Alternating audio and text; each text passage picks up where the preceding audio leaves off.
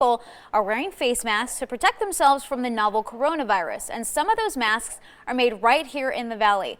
State Textile Imaging first opened its doors in 2012, making about 10,000 reusable masks each week. Now, the company sends many of them out of state and overseas, but owner Cindie Law says she wants to help locals first, especially those who need a job.